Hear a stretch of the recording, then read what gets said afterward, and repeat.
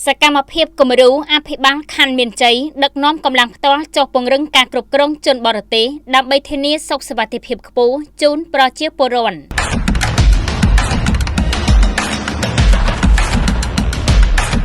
ភ្នំពេញស្ថិតក្រោមការយកចិត្តទុកដាក់ខ្ពស់លើសន្តិសុខសង្គមនិងភាពសុខសាន្តរបស់ប្រជាពលរដ្ឋអាជ្ញាធរខណ្ឌមានជ័យបានបង្ហាញពីស្មារតីទទួលខុសត្រូវខ្ពស់ដោយបន្តចុះយុទ្ធនាការផ្សព្វផ្សាយនិងរឹតបន្តឹងការត្រួតពិនិត្យការគ្រប់គ្រងជនបរទេសនៅក្នុងមូលដ្ឋានយ៉ាងសកម្មបំផុតជាក់ស្ដែងនៅព្រឹកថ្ងៃអាទិត្យ 7 កានខែបឋមសានឆ្នាំមមីអត្តស័កពុទ្ធសករាជ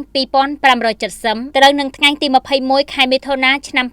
2026 នេះលោកសេងគុណអភិបាលនៃគណៈអភិបាលខណ្ឌមានជ័យបានដឹកនាំកម្លាំងជំនាញនិងអាជ្ញាធរពាក់ព័ន្ធចុះផ្ទាល់ដល់មូលដ្ឋានដើម្បីផ្សព្វផ្សាយអនុក្រឹត្យលេខ 03 អនក្របកព្រមទាំងពិនិត្យការគ្រប់គ្រងជនបរទេសដែលកំពុងស្នាក់នៅក្នុងភូមិសាស្ត្រខណ្ឌមានជ័យសកម្មភាពដ៏សស្រាក់សស្រាំនិងទាន់ពេលវេលារបស់គណៈអភិបាលខណ្ឌបានស្ដែងឲ្យឃើញពីការបដិញ្ញាចិត្តយ៉ាងមុតមមលើការងារស្នូលសំខាន់រួមមានការផ្សព្វផ្សាយច្បាប់យ៉ាងទូលំទូលាយជូនដំណឹងនិងពន្យល់ណែនាំដល់ម្ចាស់ទីតាំងស្នាក់នៅម្ចាស់ផ្ទះជួលនិងខុនដូឲ្យបានយល់ដឹងកាន់តែច្បាស់អំពីកាតព្វកិច្ចច្បាប់ក្នុងការរាយការណ៍ពីវត្តមានជនបរទេសការបង្ក្រាបនិងបង្ការទប់ស្កាត់បទល្មើសជាងមុនពិនិត្យហ្មត់ចត់លើឯកសារស្នាក់នៅលិខិតឆ្លងដែននិងបានការងារដើម្បីធានាបាននូវសន្តិសុខសណ្ដាប់ធ្នាប់ពេញលេញនិងទប់ស្កាត់រាល់បាតុភិបមិនប្រក្រតីការធ្វើទំនើបកម្មទិន្នន័យធានាឲ្យបានថាជនបរទេសទាំងអស់ដែលរស់នៅក្នុងខណ្ឌគឺស្នាក់នៅដោយស្របច្បាប់